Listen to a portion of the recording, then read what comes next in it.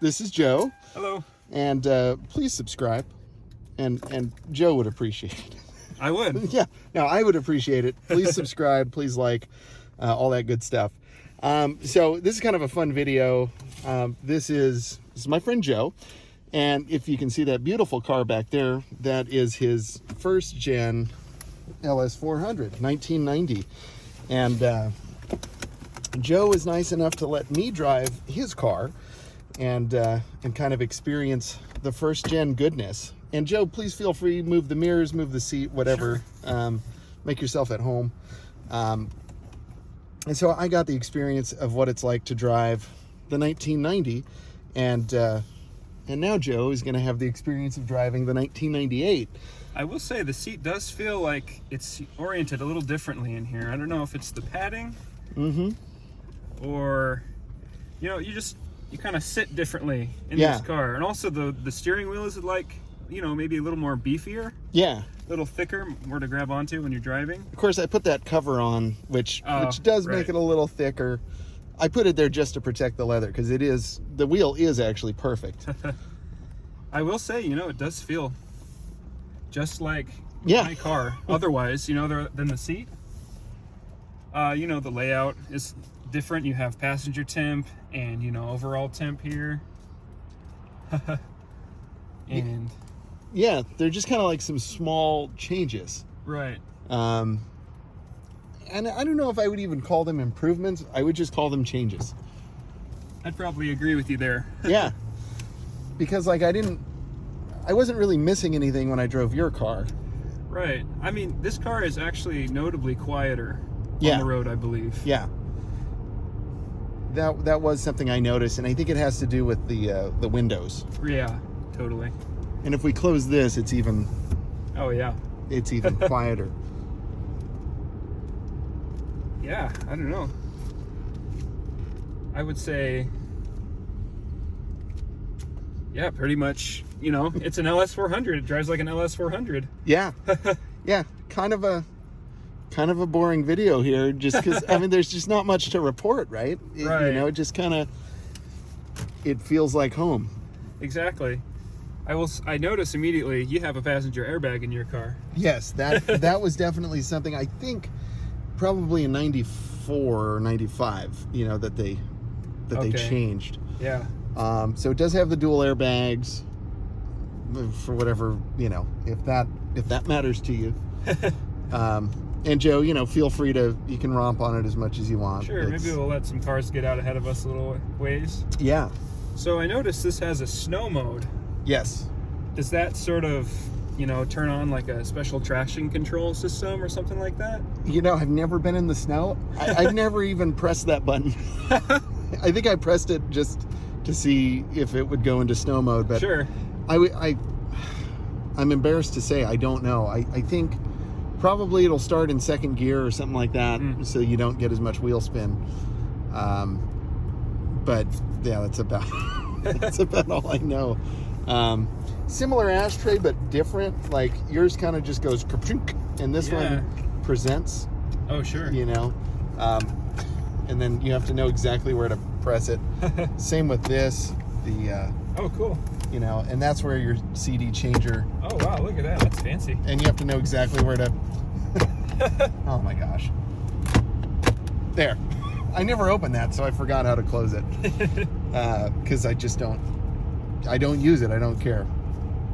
This is one thing that's broken for me. These...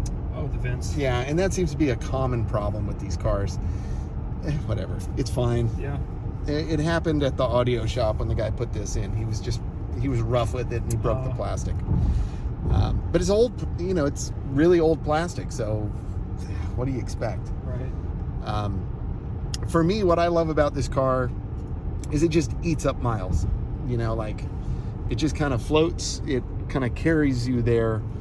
Right now we're cruising on PCH going about, 55, 60 miles per hour.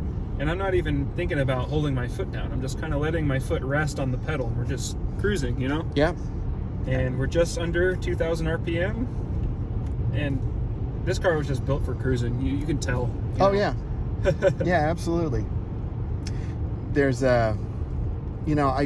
I used to drive this up to Northern California, 700 miles each way. And I did a little experiment. On the way up, I drove as fast as I wanted to. And, you know, of course, I wouldn't break any laws. Of course. Right.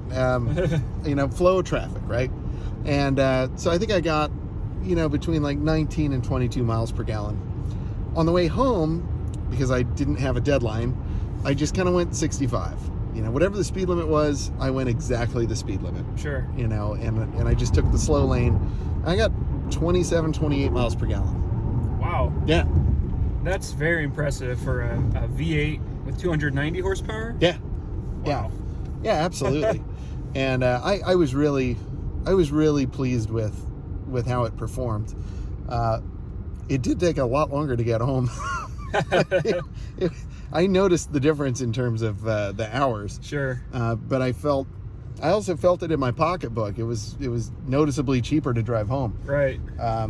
You know, and my friend Tim and I were talking about this a long time ago. Like the difference between like 27 miles per gallon and 21 miles per gallon is much greater than the difference between like 44 miles per gallon and, you know, 54 miles per gallon. Right. You know, it's on a curve, you know. Yeah, it's kind of funny because like with my plug-in hybrid, you know, you kind of just, you think about gas mileage a little differently. But with these older cars, it's like, you know, if you can get 23 miles per gallon instead of 21, like you will really see that difference. Right, you'll get further. Yeah, you know? at the pump. I mean, I've noticed like, you know, if I don't really care about the gas mileage, I tend to hover around 19 in this car with, you know, with the highway driving. Sure. What do you tend to average, Joe, on your 1990? So if I'm on a trip, you know, driving on the highway, I'll get about 21 to 22 miles per gallon, which is pretty good, you know? I mean, yeah, especially for the day. Right. 1990, you know. And really, like, that's not even, it's really not even a 1990 if you think about it. It's a 1987. True. You know, like right. That's when they said, okay, we're done. You know, so it's really a car from the 80s, which began development in 1983. So that's insane. Yeah. Yeah, so around town, you know, I use it basically just to get to work. So, you know, maybe half streets, half freeway driving. I'll get around 18 to 19. Yeah. Generally. Which, you know, I didn't really buy the car for the gas mileage. I bought it for its reliability, you know, the styling. You know, 90s cars are just cool. They are, you know? cool, man. Yeah, and it's neat. Something I'm noticing, you know, and I hate to kind of date myself, but, you know, something that I'm noticing is like, and I don't know how old you are, Joe, but people that seem to be from your generation are tending to really gravitate towards these 90s cars. Maybe it's the nostalgia. Yeah, yeah. So, like, you know, I mean, did you see these cars growing up as a wee lad, or? Well, you know, you have the Mazda 626. Oh, and, yeah. You know, the Acura Legends, and yep. You know, those cars. I saw all those, you know, growing up and thinking, you know, at the time I was like, oh, they're just cars, you know, whatever. But now looking back, you know, it's 2022. You're like, you know, those cars are actually really cool. Yeah. You know. Yeah. So. Yeah, I'm 26, so I was born in 1995. Right. So, you know, this car was built when I was 3 years old. Oh my gosh. and so your car is older than you. That's true. That's amazing. By 8 years? Wow. No, not 8 years. Sorry, 5 years. Yeah, what am I saying? Still, like, you know, like you and your car wouldn't have been in high school at the same time. Yeah. So when your car was built, Bush Senior was president, I think. That's right. Yeah. Right before Clinton. Yeah, and and this car was built during Clinton. Man, feel that. And it's just like a continuous shove. Wow, yeah. That torque doesn't die off, you know, as the RPM gets up to that limiter, you don't feel it, you know, dying off at all. That was nice. Yeah. And that's probably due to some of that VVTi tech, right? Yeah. It you know, after driving your car and then kind of being a passenger in this one, I mean, this does feel more eager to yes to boogie. And that, I didn't even floor it there. That was maybe 3/4 of the way. So up at this next light, maybe we'll do more solid pull. Yeah. That's okay with you. Oh, please have at it. You know. Sure.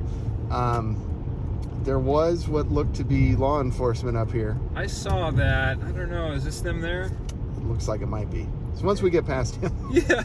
I mean, not that we're going to break any laws. No. But you know, we just want to be. Oh man, he's. I don't know what he's doing. Huh. Oh well. Well, we're coming to a stop here. I will say the braking is a little more responsive. Yeah, just like it feels like it has. Grabs a little more. Yeah, I would say like. My impression is that it has kind of like 10 to 20% more bite. Sure. You know. Yeah, so we got that guy. Oh, he's turning off. Yeah. Man, that feels great. Yeah, and just shift super smooth. But like the torque, like it just kind of pins you in the seat.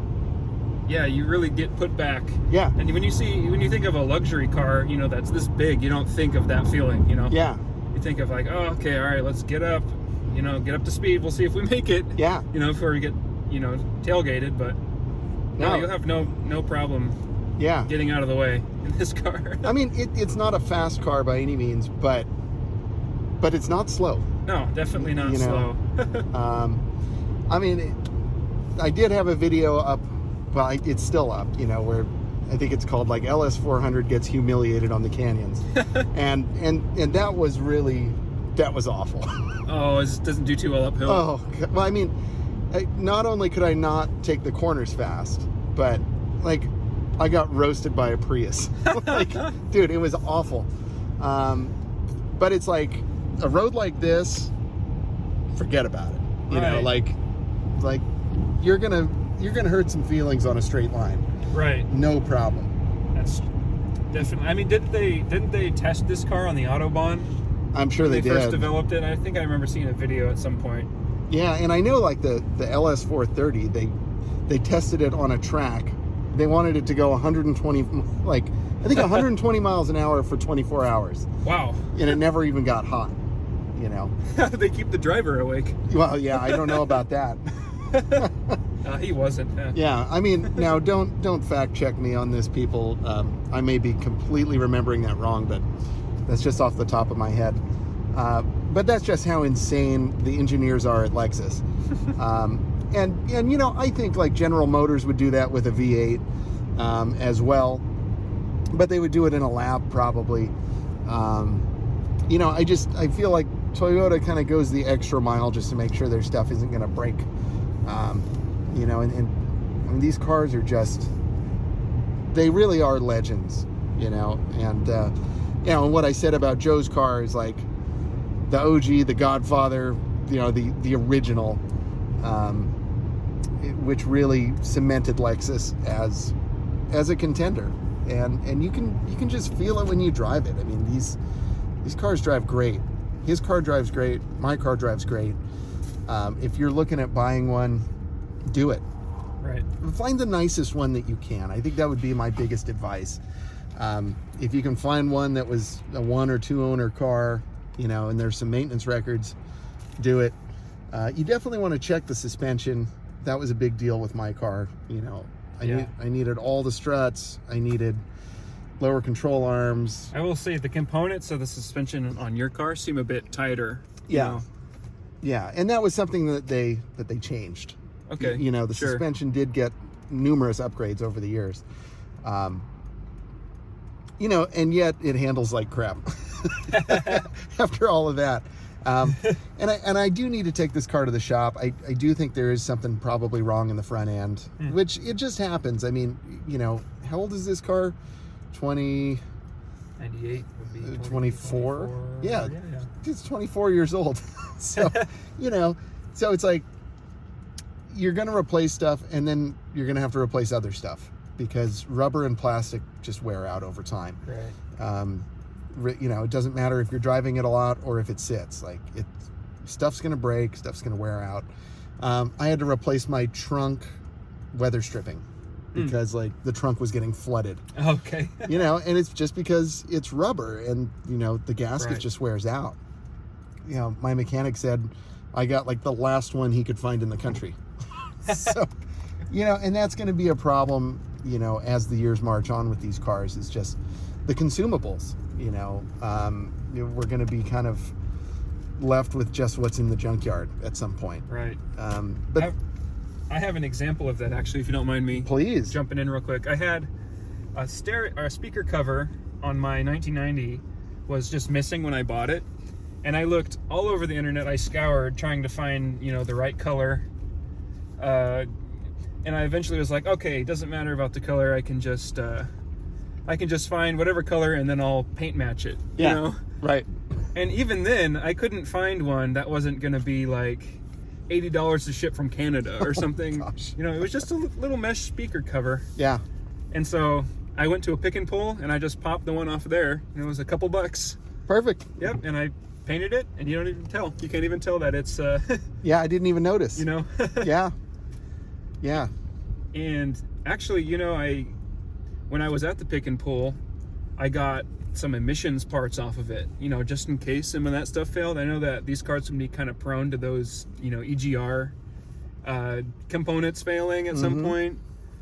And so I'd say if you're going to get one of these cars and you're looking for parts, check your pick and pulls, because they're, you know, they're around. These cars have lasted a while, you know.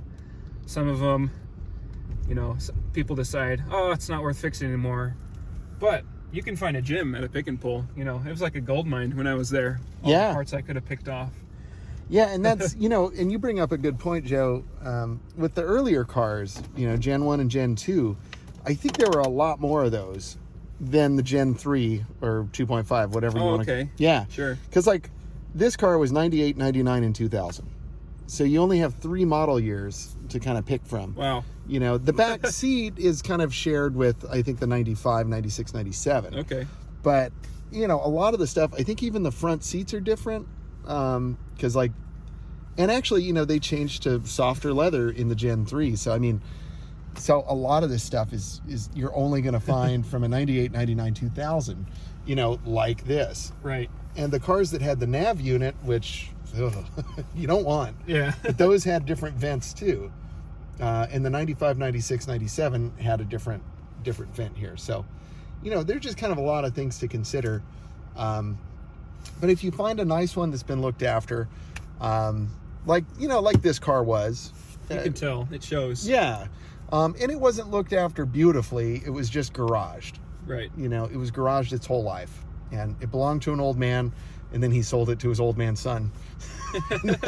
And, you know, and he pretty much just changed the oil and garaged it. Yeah. You know, and then, you know, and I've had it for the last 7 years, and I have not garaged it, but I've been good about all the maintenance. So, you know. And the paint has held up. Yeah, I mean, the paint is really quite good. Yeah. Considering it lives under an oak tree and gets pooped on relentlessly. Like, I mean, relentlessly. So, you know, I love this car. But, yeah, Joe, any other thoughts about your driving experience? Yeah, you know, I was thinking as I was driving this, if somebody was trying to sell this as a new car right now off of a lot, you know, it would pass. Yeah. It totally would pass. You know, if it had, like, you know, the touch screen. Yep. Like, if you just replaced any of this with a touch screen, anyone would buy that this was a 2022 car, Yeah. I think. Yeah. You know, for a Lexus luxury car. Yeah. And, It's kind of a timeless design. and you So, know, 234,000 miles. Like, it's pretty incredible. And that was, you know, like what Joe was saying, when I first saw like the regular car review of the LS, he just said it feels modern. right. You know, it doesn't feel old. You could totally just drive this car anywhere. So anyway, well, thank you, Joe. Yeah, of course. It was really fun to be a passenger. Yeah, I bet you don't get to be a passenger very often. Not very often. You know, sometimes my wife will drive, and that's Okay, sure. that's fun. But Yeah. you know, but that was a real hoot. And I hope you all enjoyed the video. Please comment down below if you have any questions or just, you know, any thoughts about the video. You know, I'd love to hear it. And don't forget to like, share, subscribe, all that good stuff. I will see you in the next one.